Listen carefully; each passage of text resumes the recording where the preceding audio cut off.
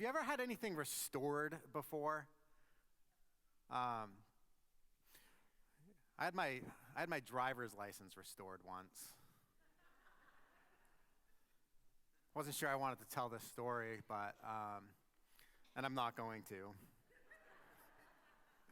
No, I did. I had my driver's license restored once. I was in college.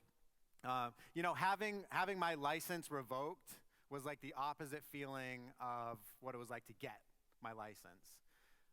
The day I turned 16, I had already taken the test and everything. I was just waiting for my birthday, and when that came, I walked into the DMV, took the eye test, snapped a picture, and I got my license. And what a great feeling, right? Now I was part of a tribe of drivers, right? People that could drive themselves around, people that weren't dependent on others to get them from point A to point B, right? And I now had the freedom to go as far as my gas can and my wallet could take me, which wasn't far, but it was something, right? But then, you lose your license, and all of a sudden, the privilege and perhaps even the prestige of that is at least temporarily gone. When you lose your license, the car, right? I had this car that it wasn't great, but it was a car. But now that car all of a sudden just becomes like an ornament in the driveway, right? It's lost its real functional purpose. And we as the human race, we lost something. When we turned our backs on God, the God who created us, we lost something. We lost something very, very important. And God has, since then, He's been working on our behalf toward our restoration, right? And restoration is really what I want to talk to you about this morning as we close out our series, I Promise. For those of you that have been here along for the ride over the last few weeks, you'll know we're nearing the end of this. If you're a guest here today, it's the first time you've been at Curtis Lake in a long time. We started this series several weeks ago talking about some ancient promises that God had made. Today we're going to uncover the last promise found in the book of Exodus chapter 6, verses 6 and 7. Let me read for you the four promises, and then we'll kind of talk about this last one this morning. God says this. He says, I am the Lord, and I will bring you out from under the burdens of the Egyptians, and I will deliver you from slavery to them. And I will redeem you with an outstretched arm and with great acts of judgment. And our promise for today, I will take you as my people, and I will be your God. The first promise we talked about a few weeks ago is the promise of sanctification, right? Which revealed to us that God had separated us out from the trouble that we were in, right? We found ourselves in a great deal of trouble that we could not ourselves escape from. We were powerless to get out of the situation that we were in, but God came along and He rescued us out from that difficulty. And in doing that, He made it possible for us to know Him, meeting the deepest needs of our hearts, to know God personally and for ourselves. The second promise was the promise of deliverance. Deliverance from our sins, from our wounds, from our curses, right? All those things that bring shame into our lives and cause us to go into hiding away from God and hiding away from one another, right? How many of us have lived portions, or the majority of our lives hiding our true, authentic selves away from other people because we don't want them to see who the person inside really is, right? But in being delivered from those things that once brought shame, we now experience the possibility of being truly known by others, which again meets another one of our basic human needs. And then the third promise was the promise of redemption. And redemption gave us an understanding of our real worth, that you and I, in the eyes of God, before we've done anything, before we've accomplished anything, before there's anything to our credit, we have worth and value to the God who made us. And it makes it possible for us to know ourselves truly, and for the first time, who we really are. And in doing that, to finally understand what we were created for. And so today we want to close out and conclude our understanding of these promises by looking at the promise of restoration.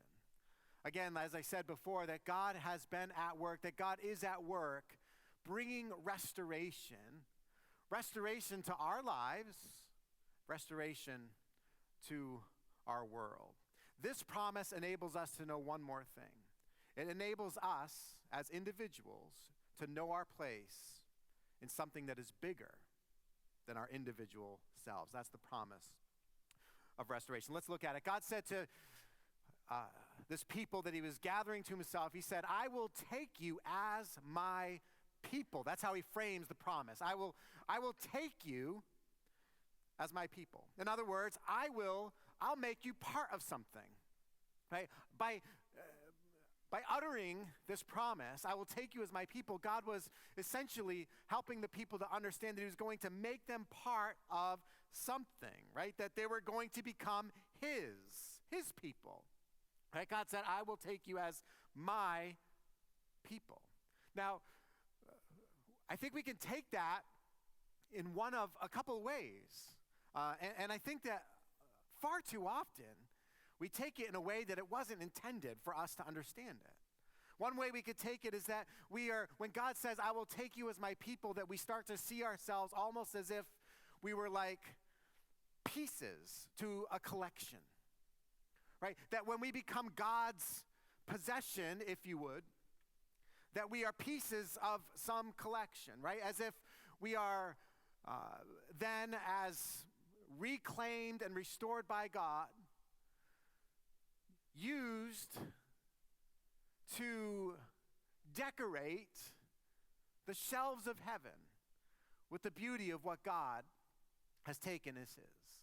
I think that's a really, really bad understanding. And I know it might sound a little weird, but I think that's a lot of times the way we see ourselves. But I want you to know this morning, he doesn't have any shelves. He doesn't have storage lockers. You know, you and I, we have things that really have no functional purpose. I mean, we may have certain things that we collect perhaps for the purpose of beauty or for some other particular aesthetic or desire of our lives, but if we have something that truly serves no purpose whatsoever, it is something that we would not then really have a whole lot of value for, right? And when it comes to us, we are nothing like that. We are not just simply these objects to be admired on a shelf. Like I said, a lot of Christians, unfortunately, they see themselves this way. And I think that by seeing themselves this way, it has created a lot of reasons for why Christianity has at times been an unattractive option for those who aren't Christians. You know, they just look at a group of people who identify themselves as Christians that don't seem to really be living up to or fulfilling any particular purpose. They just possess the name, the label, the identification of a Christian. And a lot of people look at that and they say, well, I don't really care about that. That's not, that is not some affiliation that I aspire to be a part of, right? Because that's what Christianity can become for so many people, is just simply a status or an affiliation. Years ago, I gained status in an affiliation that I was very proud of. It was a really short stint, but I had taken up a love for the game of golf and had developed my skills to where I was playing pretty competitively. And at one point, I decided, I can make some money at this.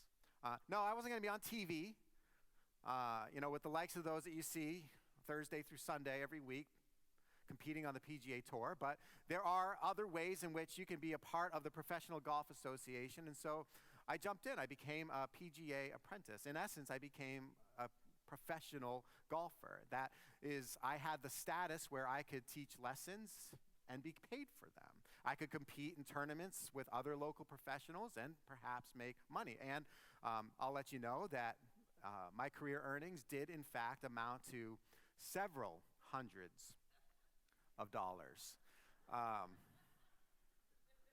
But anyway, when I enrolled and became affiliated with the PGA, I remember it was so cool. I had to set up an email address for myself, right?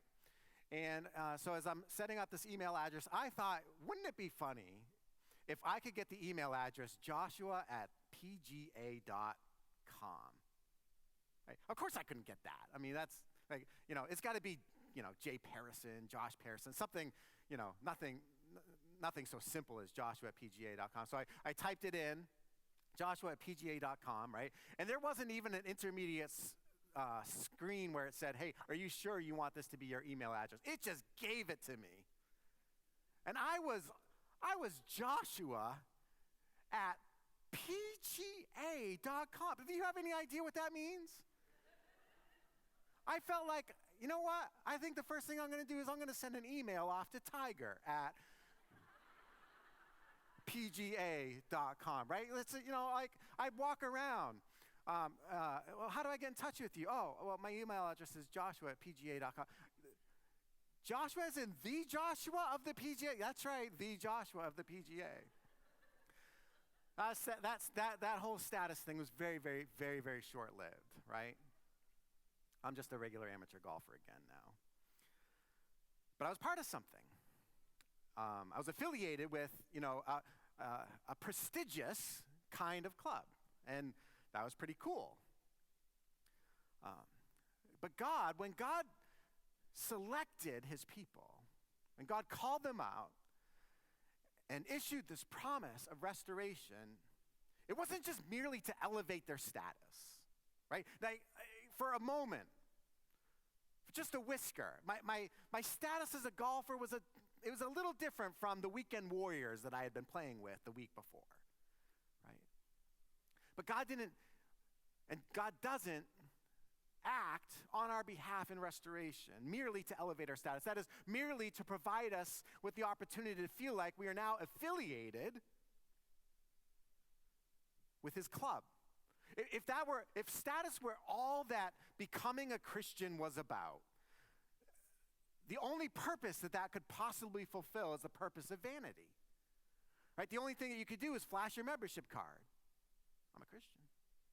I'm a follower of Jesus. But it wasn't about status. And so I want to encourage you, don't stand on status. Don't let your experience as a follower of Jesus, as a Christian, start and end with a status report.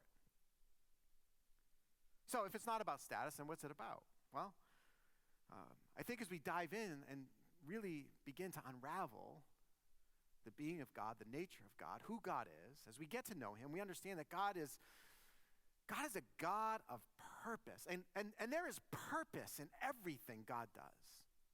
Everything that God does has purpose. And so the people that he calls, that he gathers, that he takes as his own, they all of a sudden are ushered into and now share that same purpose or those purposes for which God is concerned. God's purpose has been for the whole of human history, the purpose of restoration. That is that God is purposed to restore what he created back to what he intended. Because how many of you know that the world, the universe as it is not exactly the world that God had intended? And you know what God didn't do is God didn't, when the world went awry and when human beings turned their backs on him and said, I don't want you, I want to have my own way, I want to do my own thing. You know what God didn't do is God didn't just obliterate everything. He could have. But he didn't. He didn't just obliterate everything. And at that point decide, you know what, that's never going to be worth anything. I'm not going to bother doing that again. Or neither did he just completely start over.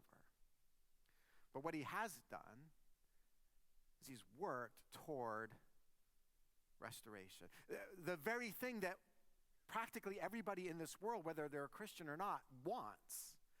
Right? You talk to the average person that doesn't know anything about the Bible, person that has no experience about what it means to be a follower of Jesus Christ. And you begin really unpacking what it is that they want. What are their hearts pining for? eventually you're going to come to this place where they're looking for restoration, right? When somebody says, well, I want world peace, right? I no longer want to live in a world that is threatened by the potential for nuclear disaster, where men and women enter into conflicts, fighting against one another, taking each other's lives for this purpose or that purpose. I don't want to live in a place where injustice is perpetrated on those who are weak by those who are strong. I don't want to live in a world where the marginalized are forgotten and oppressed, right? Like all the things that practically every human being desires, God has been working toward that very end. But God often goes about it his way. We go about it oftentimes our own way, oftentimes the wrong way, in ways that actually work against the restoration that God wants to bring to the world. And so what God is essentially saying when he says, I will take you as my people, right? I will make you a participant in the purposes that are near and dear to my heart.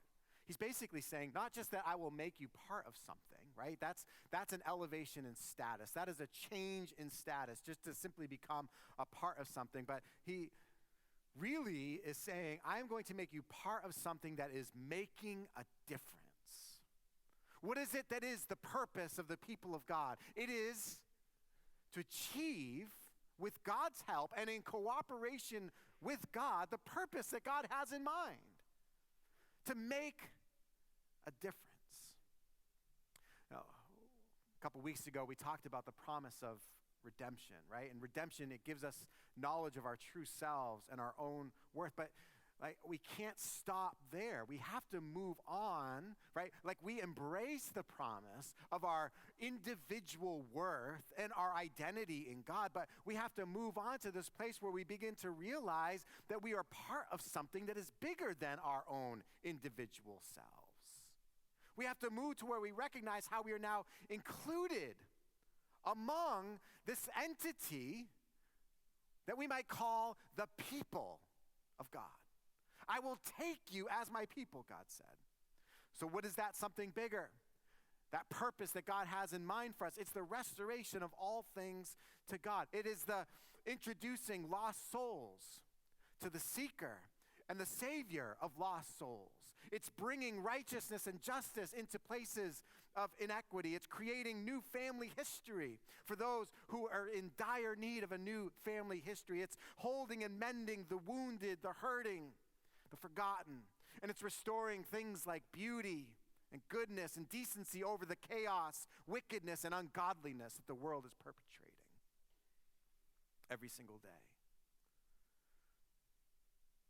When God talks about people, he is prioritizing community over individualism. You see, you and I, we live in a world that has so elevated the virtue of individualism that we have oftentimes forgotten about the importance of community, the fact that we don't live in this world alone. We are not, as the saying goes, an island unto ourselves, but rather everything that we do has implications not only for our own selves, but also the world in which God has placed us.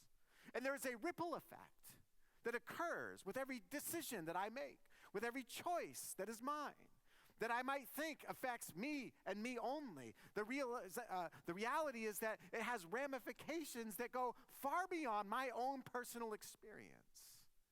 And so I'm reminded here the promise that I've become not just a restored individual, but that I have become a part of a community. I'm a part of a people. And doing the things that God has called us to do as the people of God can be very, very, very, very hard.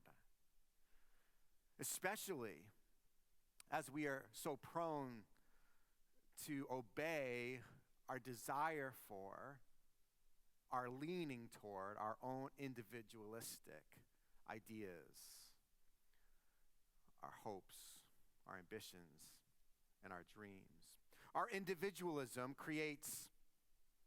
can create distractions and it can create despair, right? With each of these promises, we've been cautioning ourselves against the distractions and the despair of actually being able to receive and act on these promises.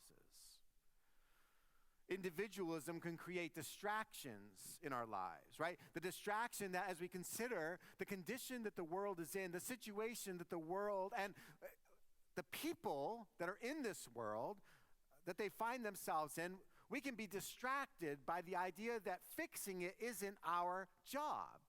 How many of you know there's lots of things going on in the world around us that it's easy for us to turn a blind eye to? Right? And simply say, well, it is not my job to fix that. Right? How many of you would, don't raise your hands, but how many of you would say, I have felt that from time to time.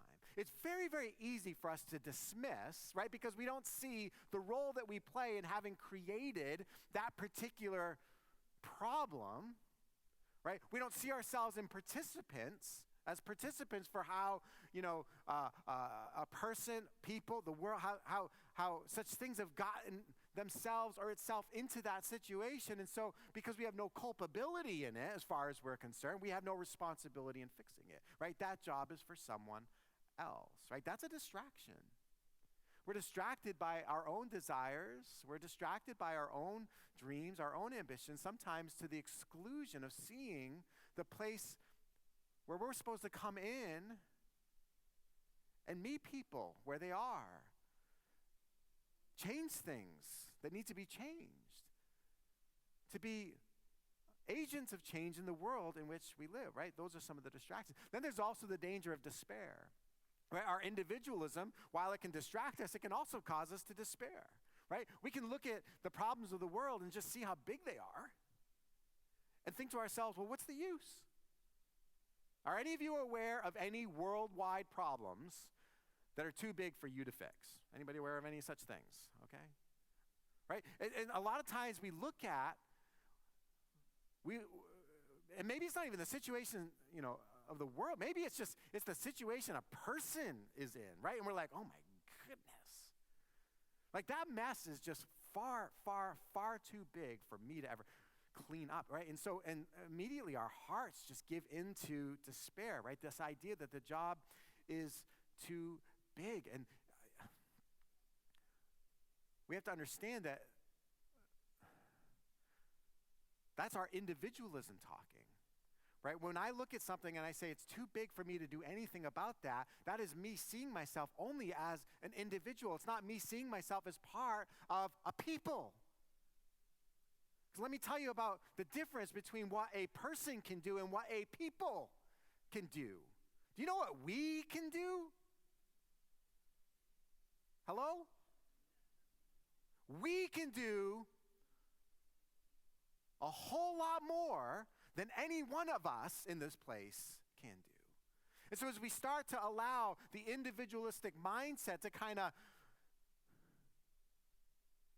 go off into the sunset and see ourselves not as mere individuals walking in isolation in our world, but rather as part of a community, now all of a sudden we can see how the efforts that I put in, coupled with the efforts that another puts in, and gathered together with the efforts that another and another and another and another and another and another puts in. Oh my goodness, now all of a sudden we're talking about a completely different thing. I will take you as my people. You know what God wants for us to understand this morning is that we are, if we are willing to engage him in such a way, we are his people. Oh, I'm glad I'm his person. I'm glad you're his person. Right? That's not what we're talking about. We're talking about being part of something that is bigger than even our own individual selves. Right? So God made this promise. I will take you as my people, and I will be your God. Now, sometimes we read something like that, right? And some people have the idea or get the sense that, when they become part of the people of God, everything should be peachy keen, right? I mean, think about it. You become part of God's people, and the God who created the universe, all of a sudden he is your God. I don't know about you, but that makes me kind of walk around like this a little bit more, right? Right? Thanks to Big Brother up there. I got him on my side, right? That's not what's going on here. In fact, as you begin to really understand what it looks like to be God's people, you'll find that it looks far different from that. How many fans of the Mafia do we have here this morning? I don't mean the Mafia itself, but like shows that, all right, yeah. I know, you're in church, you don't want to raise your hand for that either. That's fine. Right, in the Mafia, there's the made man, right? You know what the made man is, right? It's the person who has like climbed up the ranks and has become a person that within the Mafia can no longer be touched without, severe repercussions, right? You can beat up, maybe even kill, a lesser member of the family, but once somebody becomes a made man, they're now untouchable. A lot of times people think themselves, as they come into this thing called the people of God, they almost want to see themselves as untouchable, right? Like that they have now ascended beyond this place where they can be harmed. And yet what we find is that for those who are truly living out and acting on this idea of being the people of God, they seem to be the ones that are most in harm's way. You know why? Because as you more and more identify yourself as the people of God, you are going to more and more become like God. And can I just tell you a couple of things about God that you may or may not know this morning? For one, God puts himself in harm's way. The God that we serve, the God that we're talking about this morning, is the kind of God that puts himself in harm's way, right? Most evidently through the person and work of Jesus Christ, who came into our world and took on the weakness of human flesh and even surrendered himself at our hands to die on our behalf. If that's not putting oneself in harm's way, I don't know what is. For the God of the universe to do something as radical as that. And so as you become more like God, as the people of God, you're going to have an increased willingness to allow yourself to be put in harm's way. That goes counter to how we naturally want to handle ourselves and our affairs. Am I right? Most of the time, we are interested in self-preservation. That is a very, very natural instinct that you and I possess, right? It is to preserve ourselves. But as you are involving yourself among the people of God, living out and achieving the purposes of God, there is a tendency to be willing to put yourself more in harm's way. Being God's people is full of risks. It's full of risks. Right?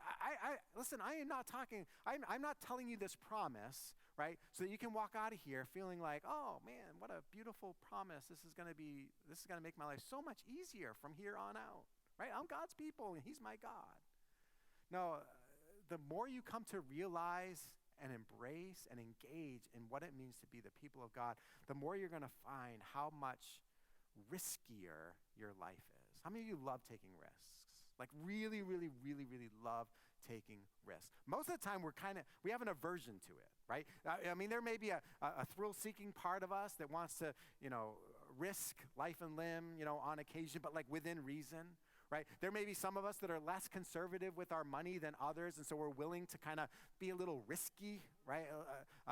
Those of you that are entrepreneurs out there that are willing to kind of lay it out on the line, for what might come after, right? But most of that, like we manage risk as much as we possibly can, right? But as you are becoming and living out being the people of God, you're going to find yourself involved in lots and lots of risky behavior. Paul had a vision of this, 2 Corinthians chapter 4, verses 16 and 17. Here's what he says. Right? In talking about all of the work that he and his associates were involved in for the sake of other people, for the sake of proclaiming the gospel, right? To their own detriment and harm, to their own peril, right? He talks about the difficulties and the challenges that come along with that in chapter 4 of 2 Corinthians. But then at the end of the chapter, he says this. He says, therefore, we do not give up. We don't give up, even though, and here he sums up kind of the experience of what it means to walk a day a week, a month in his shoes. Even though our outer person is being destroyed, our inner person is being renewed day by day. Paul was not being dramatic. When he talks about the fact that their outer person was being destroyed, he was referencing the true, real, and harsh realities that he was facing, the opposition that he was constantly finding himself up against, right? But he says, even though it has been extremely difficult, in fact, probably more than a human being in their own strength could ever stand up against, we don't give up. We keep going. We keep persevering. Right? While our outer body, our outer person is being destroyed, the inner person is being renewed day by day. For our momentary light affliction is producing for us an absolutely incomparable eternal weight of glory. Paul had come to this place where he was willing to risk everything. He was willing to risk it all for the reality of what was his purpose. He saw himself more as just Paul, the guy trying to make it through this life, enjoying as much of this life as he possibly could. No, he saw a higher purpose for which he had been created. He said, we don't get lax, right? If you and I, if we face the kinds of things that Paul and others were facing, the thing we ought to do is shrink back from it, maybe like take the foot off the gas a little bit. Maybe we're inviting too much opposition. Maybe we're pushing against the tide a little bit too hard. Maybe we should just kind of step back and reassess and see if there aren't, easier, more political ways to get done what we hope to get done. No, he just said we're pushing on and we're pushing forward because he saw a purpose for why he was living the life that he was living. He wasn't giving in, right? In a place where he should be losing his courage, where the instinct of self-preservation should have kicked in and overtaken. Instead, he said, I'm being renewed on the inside. And I think this kind of reflects on the second part of the promise that God made to his people. He said, I will take you as my people, and I will be your God. I will be your God. We can sit here today just wondering, God, how is it that I'm going to make it through such and such? And I believe God wants to speak to our hearts. I will be your God. Yeah, but God, I don't understand why this is happening the way it's happening. God wants to speak to our hearts this morning. I will be your God. Yeah, but God, you see all the doors that just keep slamming shut in my face, one thing after another. I mean, I believe that you called me to do this, but all I seem to come up against is opposition after opposition and difficulty after difficulty. And God just wants to shut us up for a moment and say, listen, I will be your God. Man, if we could get our hearts, our minds wrapped around beauty of that promise, I wonder, what is it that we would be willing to risk? What is it that we'd be willing to lay on the line? What is it that we, like Paul and so many others, including people in this room who have lived the kinds of lives that have laid so much on the line on behalf of what it would mean for other people, of bringing restoration into this world? What if even more of us began to join this thing, this movement, the people of God?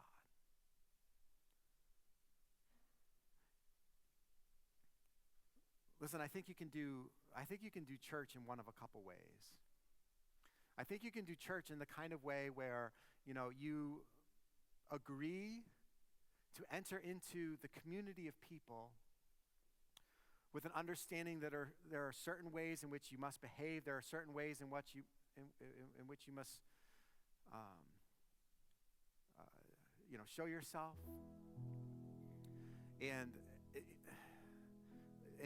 you have to maintain the status, right?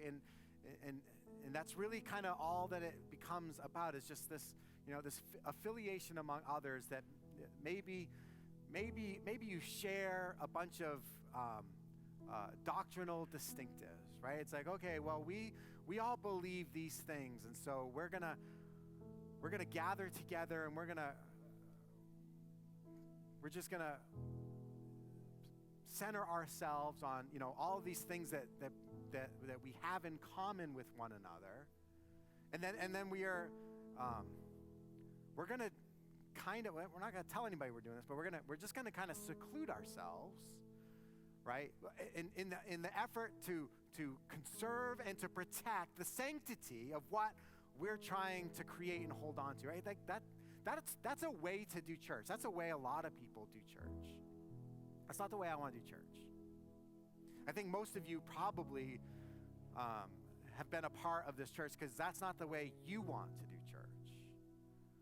Right? I think a lot of us, although, some of us maybe need to be let out of the stall here, maybe let off the leash a little bit more than we have been.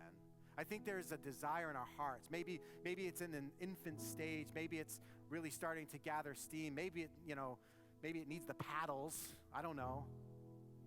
But there's something in us that says, I want to be a part of something that's making a difference. That's willing to be more than just something that's about what's happening inside the room on a Sunday morning, but one that is affecting real change in our world. It's bringing real hope to people who don't have hope. That's really shining light in the dark places where the light needs to be shined, where the lost are being found, where the sick are being healed, where the broken are being restored. How many of you want to be part of that kind of church? I hope you mean that.